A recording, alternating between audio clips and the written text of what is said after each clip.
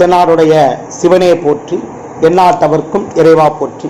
அருட்பெரும் ஜோதி அருட்பெரும் ஜோதி தனிப்பெருங்கருணை அருட்பெரும் ஜோதி. குருஜி மிஸ்டிக் செல்வம் ஐயாவுடைய டிவி சேனல் வழியாக இந்த நிகழ்ச்சியை எல்லாம் பார்த்து கொண்டிருக்கக்கூடிய பல லட்சக்கணக்கான தமிழ் உள்ளங்களுக்கு என்னுடைய முதற்கண் வணக்கத்தை தெரிவித்துக் கொள்கிறேன். இன்று நம்முடைய பதிவில் நம்ம பார்க்க இருப்பது என்ன அப்படின்னு சொல்லி பார்த்தீங்கன்னா, டாக்டர் பண்டிட் ஜி கண்ணையாகி அவர்களுடைய காயத்ரி உபாசனை ரகசியங்கள் பகுதி 6. இதில் பார்த்தீங்கன்னா காயத்ரி தேவிக்கு உண்டான விஞ்ஞான விளக்கம் அப்படிங்கிறதனுடைய சில சூட்சும ரகசியங்களை இதில் நம்ம பார்க்க போகிறோம். நான் ஏற்கனவே சொல்லிட்டேன், அந்த சர்வமும் காயத்ரிமேன்னு சொல்லிட்டேன். அதாவது நீங்கள் அந்த இறைவனை எந்த பேரில், உருவத்தில், எந்த கேரக்டர், அவருக்கு இந்த குணம் அப்படின்னு சொன்னாலும் வழிபட்டாலும் அது எல்லாமே காயத்ரியத்தான் பண்ணுறீங்களே தவிர வேறு எதையும் பண்ணலை. இது இதான் ரொம்ப முக்கியமானது. நம்ம சொர்க்கம், நரகம், பரலோகம், இறை ராஜ்யம் அப்படிலாம் நம்ம நிறைய சொல்கிறோம்ல, இது எல்லாமே காயத்ரிக்குத்தான் பொருந்தும். காயத்ரியில தான் இது எல்லாமே இருக்கு. இப்போ எப்படி சொல்றது அப்படின்னு பார்த்தீங்கன்னா, காயத்ரிக்கு ஒரு பெயர் உண்டு, பிரபஞ்சம்.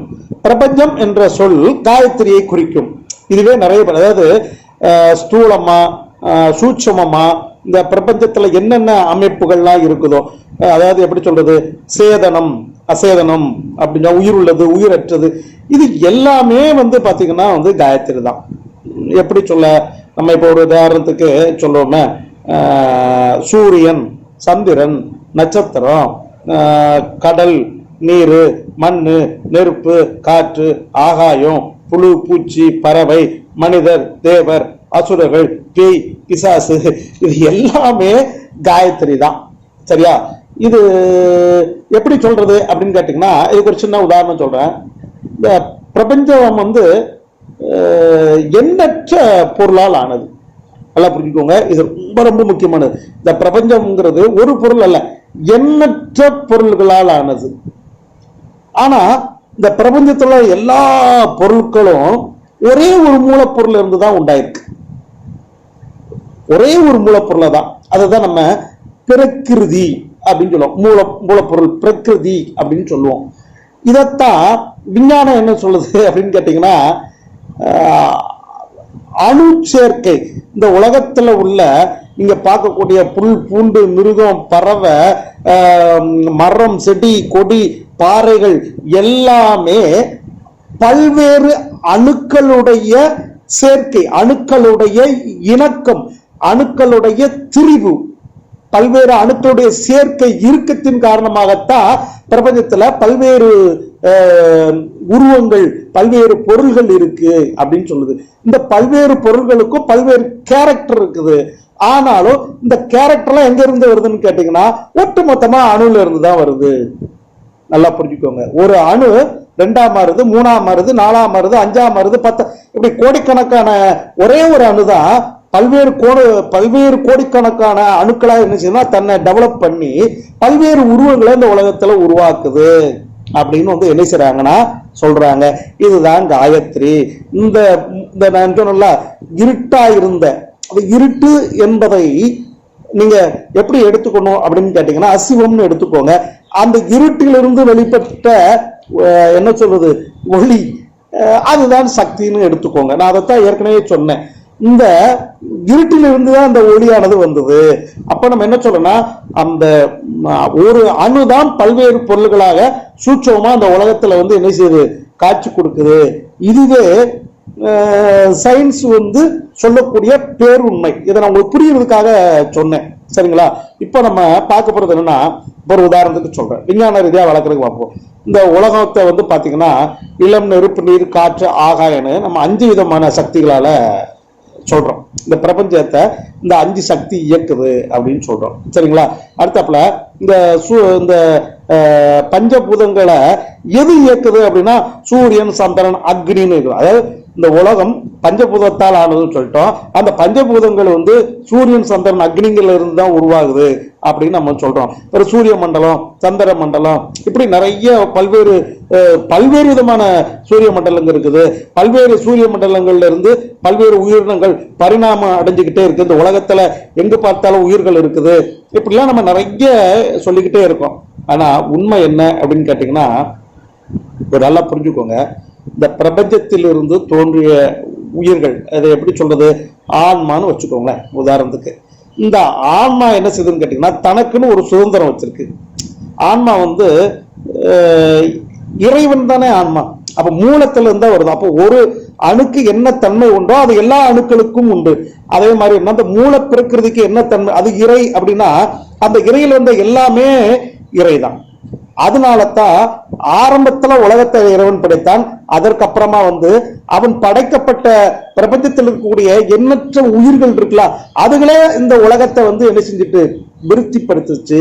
ஒரு ரெண்டு சிங்கம் இருந்ததுன்னா அதுதான் அதுக்கப்புறம் கோடிக்கணக்கான சிங்கம் வந்துச்சு. ரெண்டு மனிதர்கள் இருந்தாங்கன்னா அவங்க தான் கோடிக்கணக்கான மனிதர்களை உருவாக்குனாங்களே தவிர அந்த மூலப்பிரகிருதியில் வந்த அவர்கள் தான் படிப்படியா உருவாக்குனாங்க. மூலப்பிரகிருதியே ஒவ்வொரு முறையும் எல்லாத்தையும் தோற்றுவிக்கல. ஆதியில இந்த பிரபஞ்சத்தை அதனுள்ள இருட்டிலிருந்து வெளிச்சம் வந்துச்சு, அதுல இருந்தா எல்லாமே உருவாச்சுன்னு சொன்னோம். அப்புறம் என்னன்னு கேட்டீங்கன்னா, அந்த உருவாக்க அந்த வெளிச்சம் உருவாக்கிய பல்வேறு தோற்றங்கள் இருக்குல்ல, வடிவங்கள், நம்ம பார்க்கக்கூடிய உருவங்கள் இருக்குல்ல, இதுதான் பல்வேறு உருவங்களை இன்னைக்கு வரைக்கும் உலகத்தில் உருவாக்கிக்கிட்டு இருக்கு. சரியா? இப்படி உருவாக்குவதற்கு இந்த ஆன்மாக்கு ஒரு சுதந்திரம் இருக்கு. அந்த சுதந்திரத்தின் அடிப்படையிலேயே அது என்ன செய்யுதுன்னு கேட்டீங்கன்னா, நல்லதையும் கெட்டதையும் உருவாக்குது. அப்படி நல்லதையும் கெட்டதையும் உருவாக்கி அதுவே என்ன செய்யுதுன்னு கேட்டீங்கன்னா, இன்பத் துன்பங்களை என்ன செய்யுது, அனுபவிக்குது. இதற்கும் இறைவனுக்கும் காரணம் இல்லை. இதைத்தான் நம்ம வந்து நிறைய வீடியோல சொல்லிட்டே வரோம். நல்லா புரிஞ்சுக்கிட்டீங்களா? இந்த ஆன்மாக்கு இருக்கக்கூடிய சுதந்திரம்னு ஒண்ணு இருக்கு.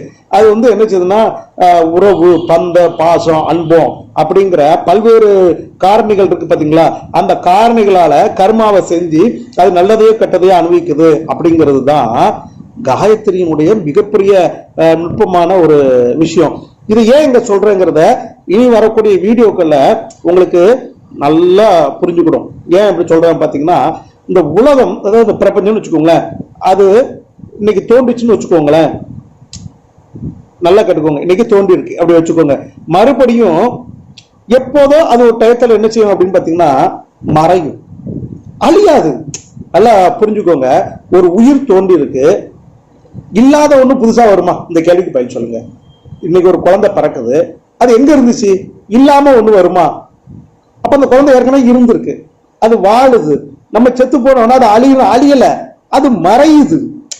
அழிதல் என்பது கிடையாது. நல்லா கேட்டுக்கோங்க, அழிதல் மறையுது, மீண்டும் அது பிறக்கும். இதுதான் பிரபஞ்சத்தினுடைய இயக்கம். இதுதான் வந்து இந்து மதத்தினுடைய மறுபிறவி கொள்கை அப்படிங்கிறத வந்து நம்ம இங்க வந்து சொல்றோம். சரிங்களா? இது எல்லாமே காயத்ரியில விஞ்ஞான பூர்வமா நான் சொல்லக்கூடிய ஒவ்வொரு வரக்கூடிய பகுதிகளில் வந்து சயின்டிபிக்கா அவ்வளத்தையும் நம்ம நிரூபிக்க போறோம். அதற்குண்டான அடிப்படையை தான் நம்ம இது வரைக்கும் என்ன செஞ்சுட்டு இருக்கோம்னா பேசிக்கிட்டே இருக்கோம். சரிங்களா? இப்போ வந்து பாத்தீங்கன்னா, இந்த மூல பிரகிருதின்னு சொல்றீங்களா, அதுல இருந்து ஒரு ஒரு சக்தி வந்து தோற்றுவிக்குது, இயக்குது, மறுபடியும் என்ன செய்யுதுன்னா அதை மறைக்குது.